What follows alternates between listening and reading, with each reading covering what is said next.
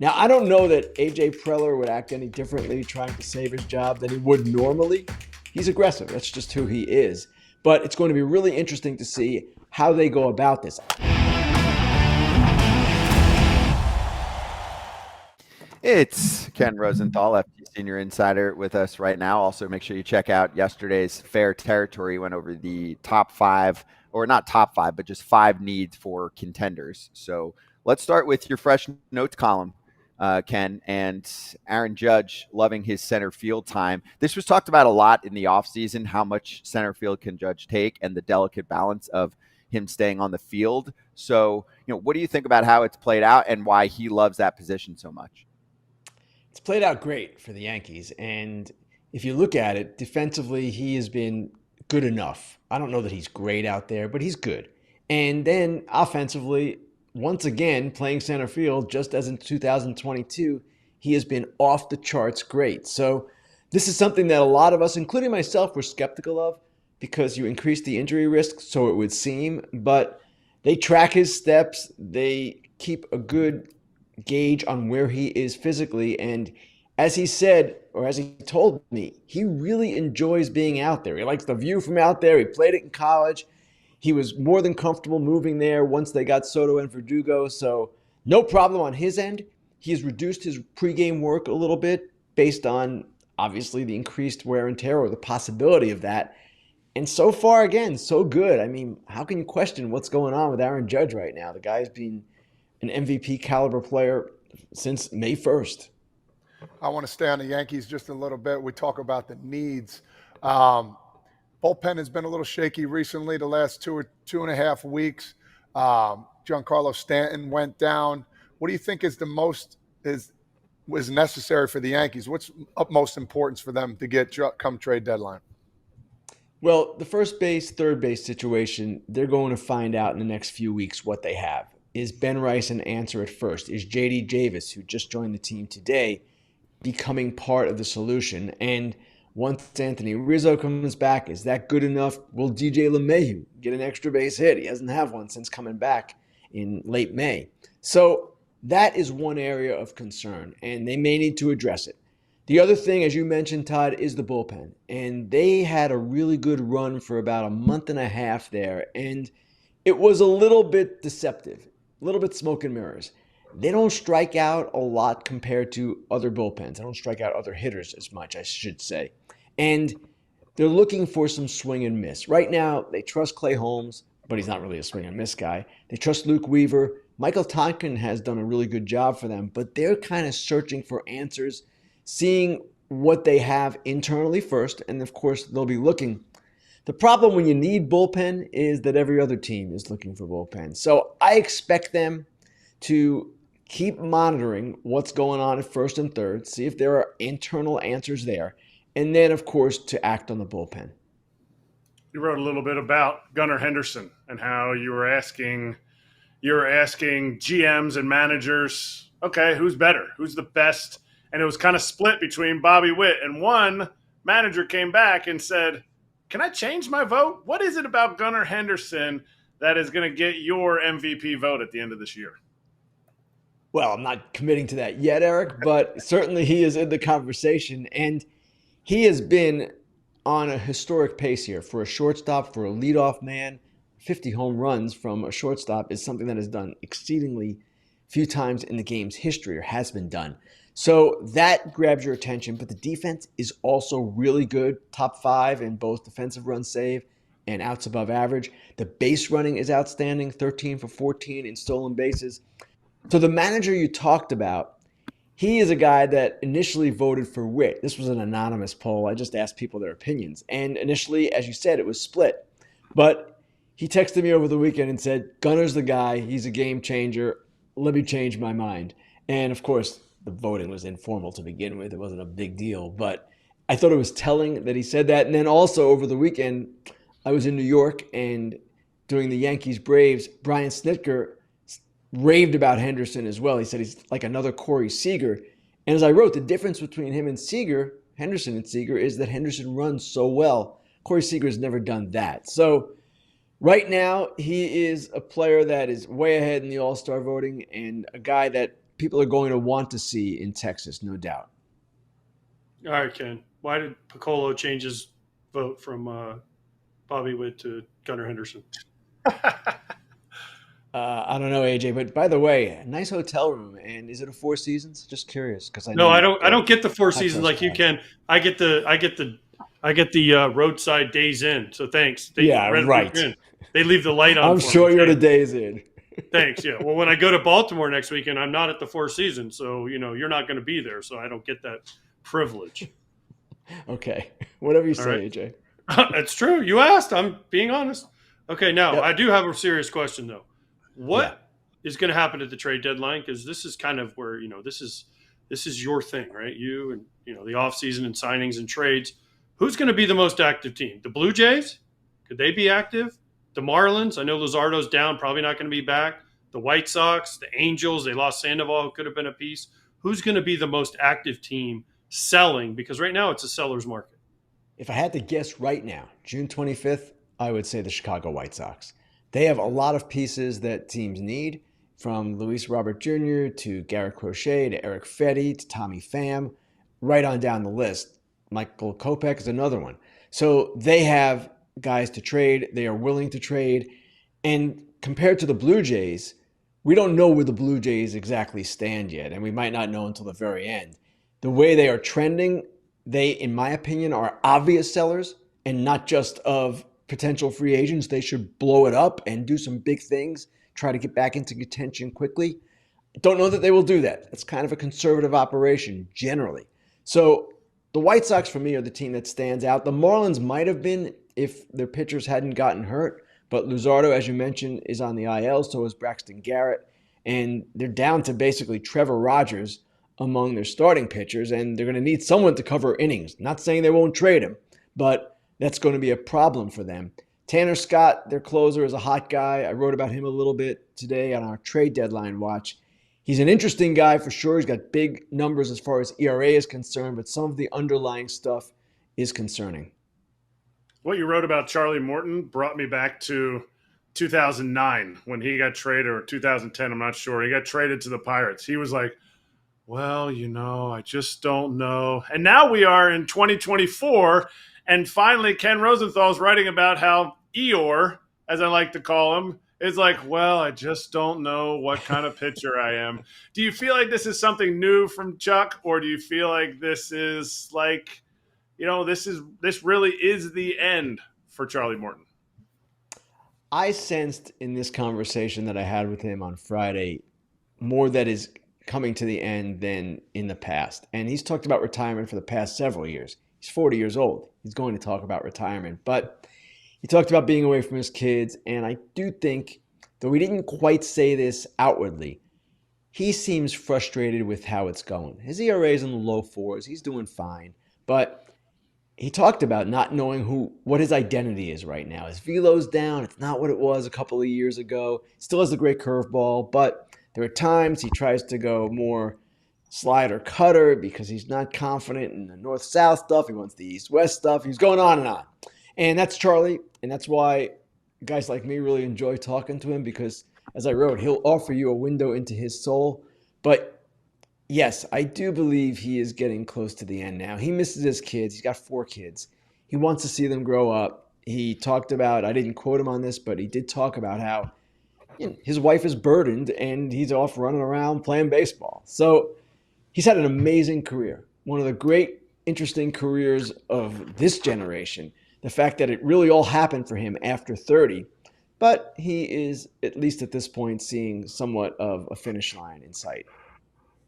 Ken, I've got a couple fan questions for you that I'm going to bring in. This one I promised from a while back in the show. I Need Money said, any chance that the Padres trade Ha-Seong Kim? Trading Kim would open a spot to keep Solano's bat in the order and a move back to shortstop for Xander Bogaerts, obviously when he returns, and that the Padres need bullpen help. He was throwing Cleveland out there as a potential match. I know Cleveland is not desperately, but definitely in need of maybe some shortstop help and bats in general. But wanted to get your thoughts, on the state of where the Padres are at, especially coming off this Tatis injury now, and that Darvish probably is going to be set back for a bit. It's a really good question because AJ Preller, as we know, is one of the most active GMs at all times. He is remarkably unfazed no matter what the situation is. And frankly, I don't know that these latest injuries are going to change his thinking at all. He has been, from what I understand, the most aggressive GM in the early trade talks. And of course, he picked up Dylan Cease right before the season started. He's a guy that seemingly wants to do more. And he sees this team as a potential playoff team, even though they're in that massive mediocrity in the NL wildcard race as far as their performance. What's interesting about him right now, AJ Preller, is that other executives around the sport are wondering whether this is kind of a desperate last act on his part, trying to save his job. Now, I don't know that AJ Preller would act any differently trying to save his job than he would normally. He's aggressive. That's just who he is. But it's going to be really interesting to see how they go about this. I do not see them trading Kim. I understand the question, and they've talked about that in the past. But they like him, and he's a big part of what they do, and they can probably get the bullpen pieces that they want in other ways. All right, Ken, you're talking about Preller. What's the financial situation of the Padres? How does it limit them, right? Because they're kind of in trust right now with Peter Seidler passing away. So they're kind of stuck, right? They're very limited financially, and they obviously have some big contracts. And without knowing what's happening, I mean, Preller was, Peter Seidler's guy. So with him passing away, how does that affect his job status? And then also the restrictions now, because they don't even really know who the owner is. It's kind of in a state of flux right now. Would I be wrong in saying that? Yeah, their ownership is still the Seidler family, and there are other people involved now. That is not a question. The finances, that is a question, AJ, and a very good question. And it seems to me they did most of their payroll cutting in the offseason. And obviously, when you make a trade at the deadline, you're only getting a player for 1/3 of his 2024 salary, approximately that. So it isn't oppressive for most teams, even teams that are seemingly restricted. I don't expect that to be a problem for him. He's not going after any $40 million players. A Garrett Crochet is a relatively small cost in terms of salary. So that is not a factor, or not as much of a factor as maybe it would have been in the offseason when they were clearly trying to cut payroll and clearly responding to being a little bit overextended, to say the least. I don't know where this is going with him and this current group that is running the team. And that's one of the questions hovering over the Padres right now. Is this it for him, or can he somehow convince this group that, hey, I'm still the guy, I should be the guy going forward? Now let's switch gears back to the East Coast, talk about the Boston Red Sox a little bit. They've been playing well. They've been playing really well. We had Jarren Duran on. He's been an absolute stud, all-star caliber player. They've been doing awesome. Does this change the narrative them to buyers during this trade deadline coming up soon? It's one of the best questions, Todd. And from last offseason, starting then, they have been a team that seemingly does not want to try, right? We're kind of just playing for the future, blah, blah, blah, blah. Well, guess what? Your team's actually better than you thought it was going to be. It's better than you deserve it to be. And I'm talking about their ownership right now. So at this stage, as well as they're playing and as interesting as they are, I would expect that they will buy and that they will maybe do two things at once. They can trade some of their potential free agents perhaps and bring in other players. That's not out of the question for them. But my goodness, when you play like this and you've got Alex Cora in the last year of his contract, you're obligated, in my opinion, to make an effort here. The thing is, they haven't shown that they've wanted to make an effort, ownership that is, again, since last offseason. So they're a team to watch, in my opinion, because if they don't honor what their players and their manager and coaching staff have done here, and I'm talking again, they is ownership. If they don't do that, well, then shame on them. Agreed. Yeah. I mean, you got to ride this out. You got to give fans something to go to the ballpark for, All right. So here's one more for you. We'll finish with this. The Texas Rangers. We have a question from KT here in the chat. Said, can you ask Ken about if they're buying or selling, buying bullpen help, selling Tavares, Duran, who I know just got back into it, so may not know a lot about that until we get closer. I mean, I'll start here and then toss it to you, Ken. With the way the Rangers played this weekend and how much season we have left to go and how much they're still going to get back, how can they be anything but buyers. Even some of the guys they have, right, that are still in their prime right now. I mean, they'd really have to fall apart to not be buyers. Do you agree? I totally agree. And in fact, with Scherzer coming back, the expectation that Tyler Mahle and perhaps DeGrom will be back as well. This is a team that, in their minds, could get better. And don't forget Josh Young. He's been out. Once they get him back, they believe their offense will tick up even more than it has been of late. So they're absolutely trying to get back into the playoffs and see what they can do. Chris Young, their general manager, is one of the more competitive guys doing this, and they're all competitive. So there's no reason to sell. Now, you could perhaps, as I said with Boston, pair off certain pieces while you're bringing other pieces in. And I'll say this again, I've said it before. This buy-sell thinking is sometimes too limited in terms of what fans expect. We're buyers, we're sellers. No, you can all do all these things at once. It's not a binary equation. So it's possible that, yes, they pair off some pieces. Durant could be one, yes. But at the same time, I don't expect them to do anything that's going to put them in a less competitive position. They want to compete. They want to make the playoffs, want to defend their title, and that's their intention. The word I've heard from a couple GM interviews lately is baseball trades. You might have some baseball trades. That means, taking strength from one team and helping another team, not just, the dump of one big player for prospects, which is great. I love those types of trades. And Scott, in this situation, and I'm assuming it's going to be somewhat similar in a month, I do expect some teams will fall out and it won't be quite as undefined as it is right now. But in this situation, you're not going to see GMs simply throw up their hands and say, we can't improve our team. No, they're going to try to be creative. They're going to try to address one need of theirs and help another team fill their need. And it's perhaps with major league pieces. That baseball trade that you mentioned, major leaguer for major leaguer, not out of the question. There are teams that have depth in certain areas, but not in others. And they can address that by making those types of deals. So people ask all the time, oh man, it's going to be a quiet deadline because of this massive teams that are assembled and they don't know where they are. No, I don't expect it to be a quiet deadline. It might not be as electric as some in the past. I don't know that we're going to have the same quality of star traded, but I'm not going to rule it out either because the 30 GMs, they're creative and they're always restless and they always want to get better. And the deadline is the one time they have during the season when they can get better.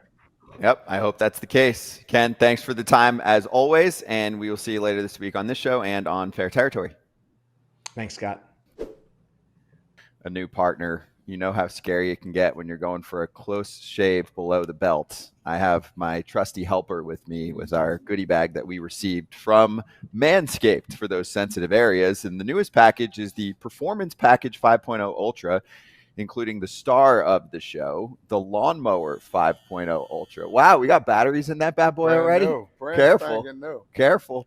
The 5th generation trimmer features 2 interchangeable next-gen skin-safe blade heads, a standard one for taking a little off the top, and then a new foil blade to go smooth wherever your heart desires. Also has the dual LED spotlight. That one helps the little nose hairs. Oh, the batteries in this one. Batteries are good to go too. So yeah, if you need some help.